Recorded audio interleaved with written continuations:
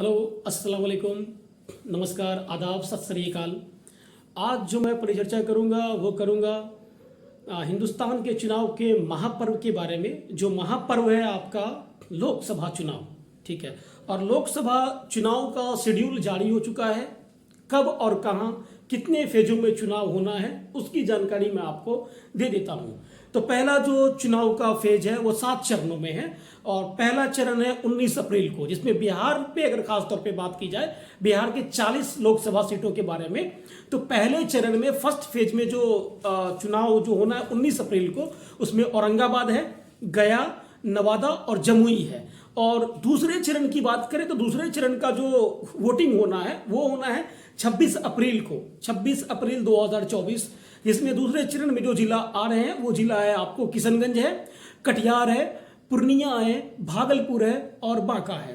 तीसरे चरण में उसी प्रकार से तीसरे चरण का जो डेट रखा गया है वो डेट रखा गया है 7 मई को।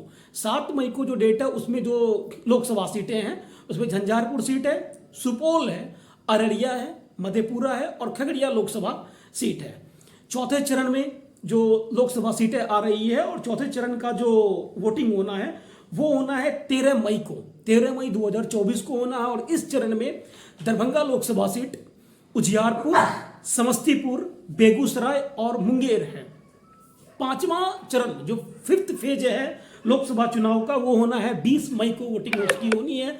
और 20 मई को जो ये चुनाव होना है उसमें जो बिहार के लोकसभा सीट में सीतामढ़ी लोकसभा सीट, मधुबनी, मुजफ्फरपुर, सराय लोकसभा सीट और हाजीपुर में चुनाव होना है।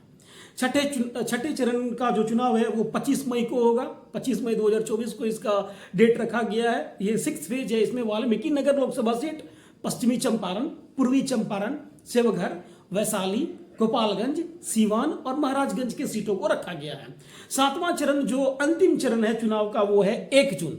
1 जून जो है वो चुनाव का अंतिम चरण रखा गया है, जिसमें बिहार की जो सीटें हैं लोकसभा सीटें हैं उसमें नालंदा, पटना साहिब, पाटलिपुत्रा, आरा, बक्सर, सासाराम, कराकर और जहानाबाद है।